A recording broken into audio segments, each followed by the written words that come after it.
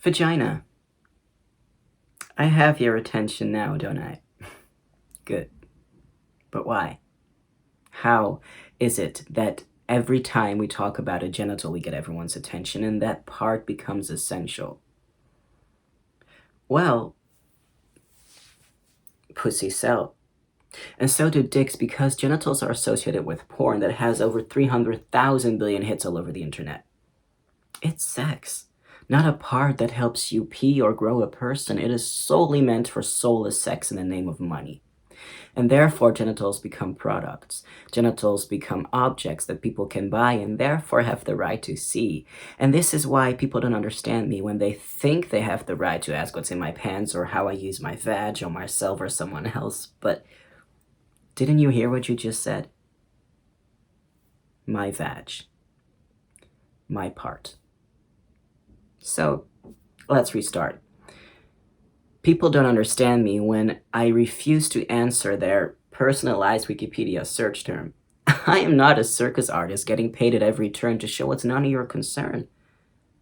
I'm a person with a genital and I don't have to tell. I don't have to come out with my private parts. I only have to come out with my identity, name, and heart. And the reason for that is that heterosexuality is a normality, as is being cis, and therefore anyone who can't conform to so-called standards needs to make an announcement that gives them harassment, but that's for another poem. I just want it to be known that I don't owe anyone any information about my personal downstairs situation. I refuse. Yet I choose in this moment to reveal how I personally feel about my genitalia. Because I want to help and reach others like me who are so stuck in dysphoria and the fear of what is and can be. See, it isn't just a surgery. It's surgeries. Months and months of rehabilitation, endless risks of complication, saying goodbye to what you've known your entire life, to literally having a knife cut up the most sensitive part of your body that you've carried with you all your life. It isn't just an incision. It isn't just a decision. It isn't a one-way street with clear answers. It is a mental and physical mindfuck that dances with your sanity until it loses its mind. But like, why keep your vagina? It's a girl's part. Let's redefine that word. Vagina. Pussy. Vag. Vajayjay. Cunt. Box. Beaver. Woohoo. Obviously, it's not just a girl's part. Because I have it too. My so-called lady part does not determine my status as a man. My heart and soul are that of a man, and therefore my body can be and is that of a man. I do, however, often miss my penis. I look down and it feels incomplete. Yes, I have dysphoria, but I will not let it defeat my manhood. I will not give it that much strength, for I know I am a man and one vagina cannot hold me down every day that I'm full of doubt on whether or not I'll get those surgeries until I know what my private future holds for me. I will not let my vagina control me. I will control it with my state of mind and help from friends, with prayer and people who understand, which is why I choose to tell you this, so that you understand. And therefore I can withstand all those days to come with some help from someone else like yourself, so that I can live as happily as I can be, free from having to preach and teach why my private parts are not a public issue. Thank you. My name is Jeff van Reen. I am Trans Amsterdam's official poet, and I am a spoken word artist. And usually I would perform in real life in these kind of events in front of a crowd, but unfortunately we cannot do that because of the coronavirus. And this video is also recorded. It is not live. We wanted to do a live event, but because of my health, I could not pull that off, unfortunately. But still, great that you're all here to celebrate this beautiful day with us. I have a message from Rachel Crandall Crooker, who is the official founder of this day, Transgender Day of Visibility. She has written us, the people of the Netherlands, a message. Rachel is a therapist, an educator, writer, and activist, and a beautiful person all around. Here is her message to all of us. Hello to the transgender community in Amsterdam. I created the International Transgender Day of Visibility to bring together transgender people all over the world. Before this, there really wasn't a day that we could call our own. A day that we could show the world how big our community is and how powerful we all are together. I believe that with unity comes power.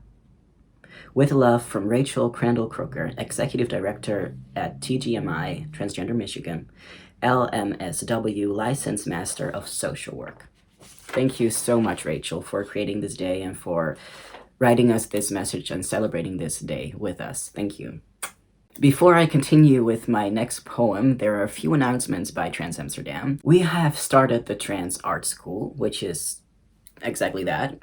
It is a art school for trans people. Unfortunately, because of the coronavirus, we cannot give these workshops and classes in real life, but we are working very hard behind the scenes to come up with a plan B, for example, by giving these classes and workshops virtually. So if you are still interested to be part of this trans art school, to learn an art form, for example, spoken word or acting, singing, rapping, dancing, doing drag, writing, story writing, whatever, let us know. You can write us an email or reply in the comments. The email is info@transamsterdam.nl. So please let us know if you're interested in any of these workshops and classes and which workshops or classes you're interested in, and we'll get in touch with our teachers or find new teachers who are capable of doing this virtually. Our next announcement is that we are launching the hashtag #ArtTransfer, which is an initiative by us to still keep Trans Amsterdam and the spirit of Trans Amsterdam going. So, are you an artist of any kind? And do you want to be seen by the world, or at least by the Netherlands?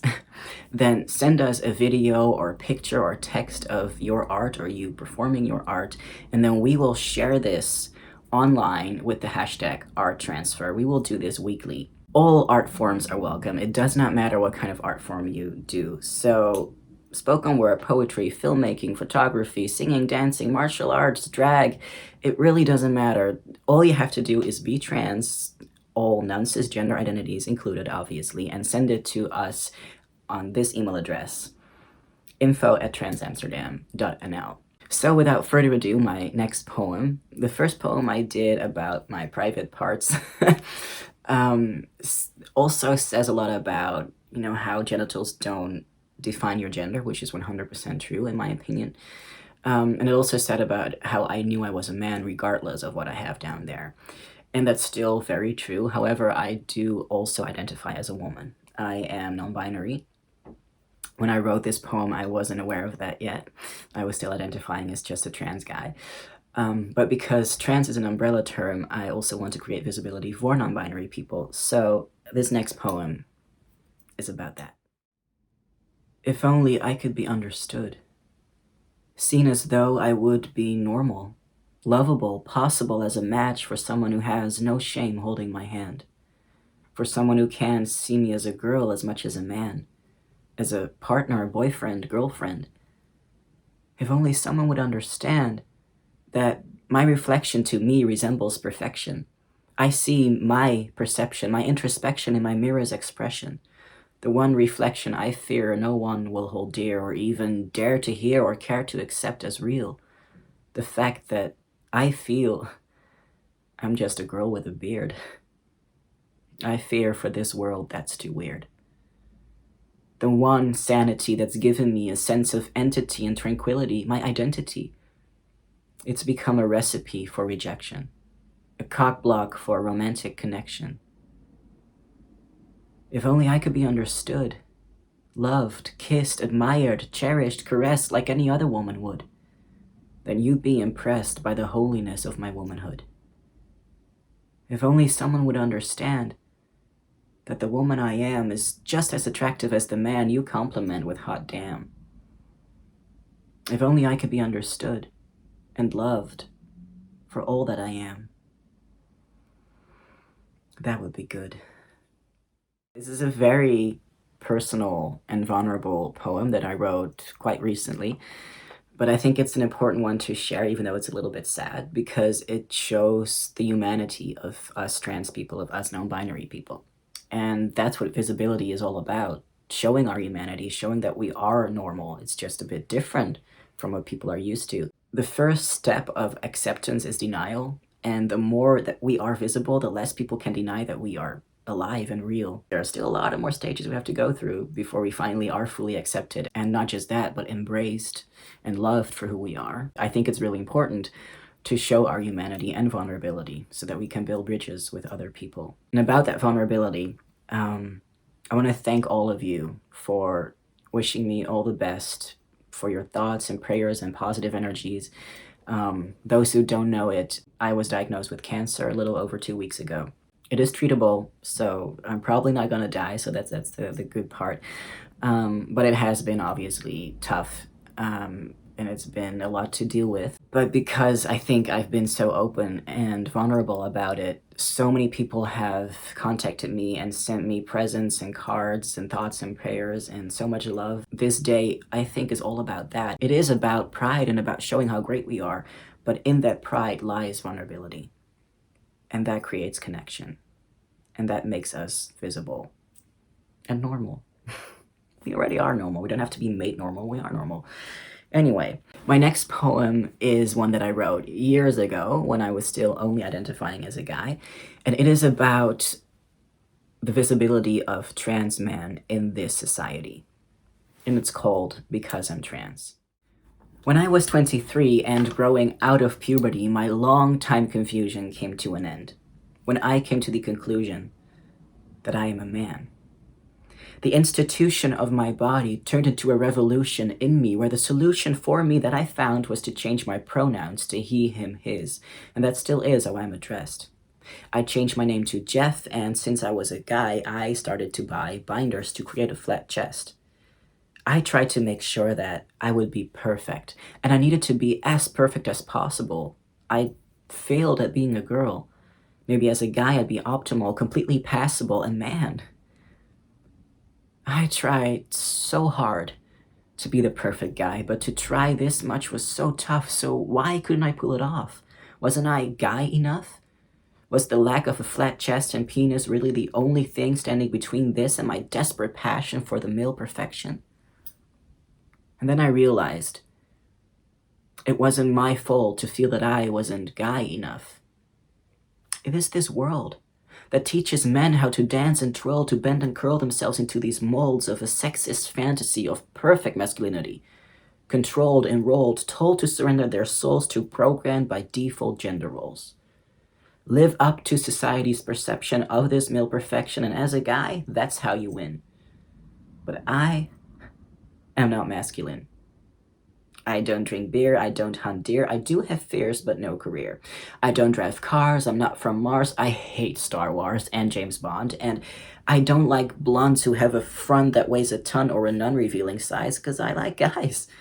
And I don't like guns or fights, and I hate wars too, and I only do meatless barbecue. And I don't make jokes with other blokes about women who are slutty or women who are easy. It won't please me as a dude to laugh about women who are prude and have set boundaries for themselves. I don't catcall girls at all, butch or feminine. I'm not that kind of masculine. But I am a man.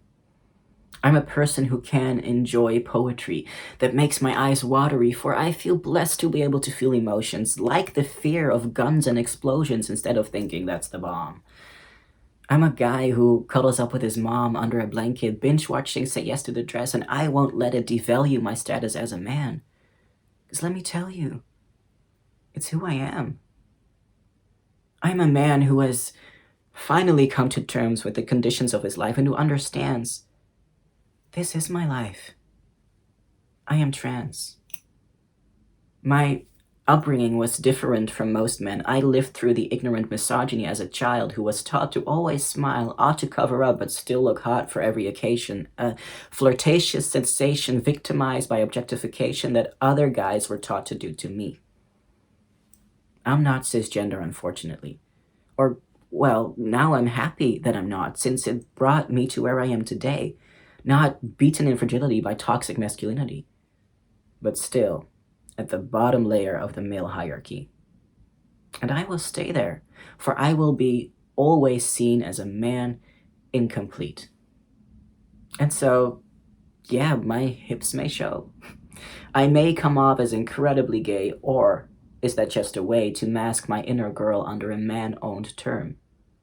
The media taught me to like pink, not blue. My memories are from a girl's point of view. I'll probably always have a vagina, and hopefully one day I'll be pregnant, which is how you define a woman in her most woman-like state. But I'd just be a dad who helped create a new person who might internally feel maternally for because I'm trans.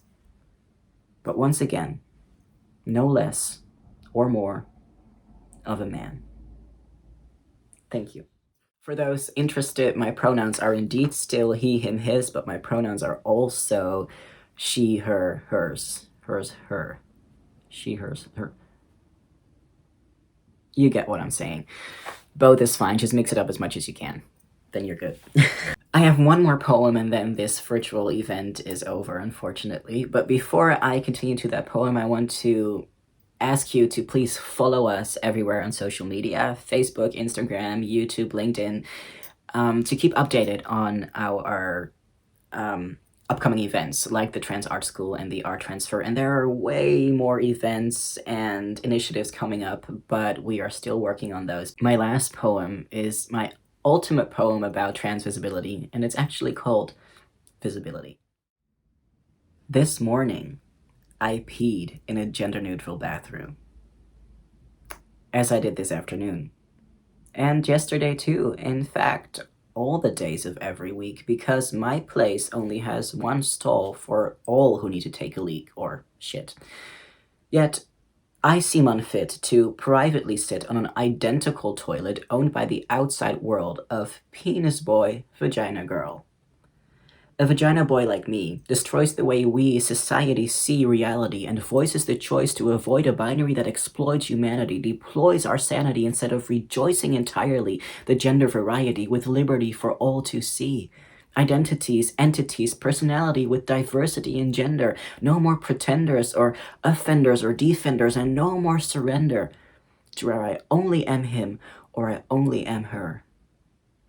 But a place like that is a lonesome endeavor, one that stays in my own soul forever in minds and communities like these that ease our fear of danger and rejection from life out there of strangers with not much affection. And so, when I go about to leave my house, it is never without the 4 things I bring with me: my keys, my phone, my wallet, the word freak pasted on me, for people to see below the receding hairline testosterone gave me. Its visibility is hidden from those who don't know me, whom I haven't shown the underlying memories, mysteries, hiding, spying, crying, trying to find their equal place in this world. I feel erased in this world when people face me, displace their kindness on me, and erase their feelings for me as soon as they see that part of me. I dehumanize in their eyes, become deprived of a private life, forced into the spotlight of humiliation to satisfy their curious minds. And with every question they're taking, my boundaries are breaking, and my forehead starts aching. F-R-E-A-K.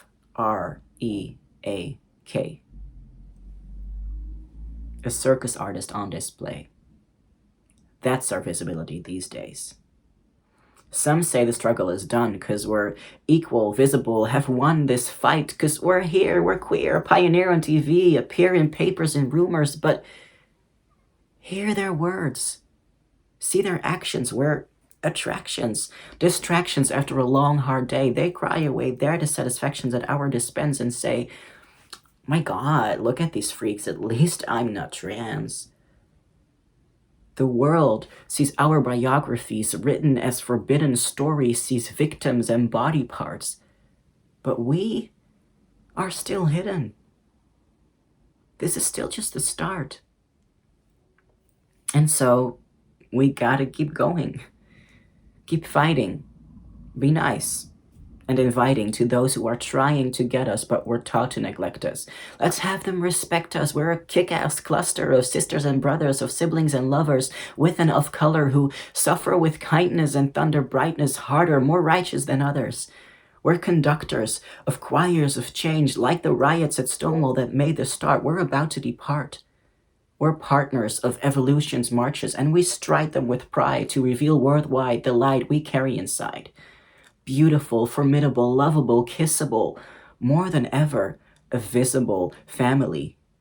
We manage and rally this manifestation, for we bring transformation. And one day the world will thank us for it. Thank you so much for joining us in this virtual event of Trans Day of Visibility. Share this video, share your own events everywhere to make us as visible as possible. Hang out your trans pride flag or your other gender identity flags. Stay tuned on our social media and stay safe, stay home, and look out for each other. Have a great day of trans visibility. Bye.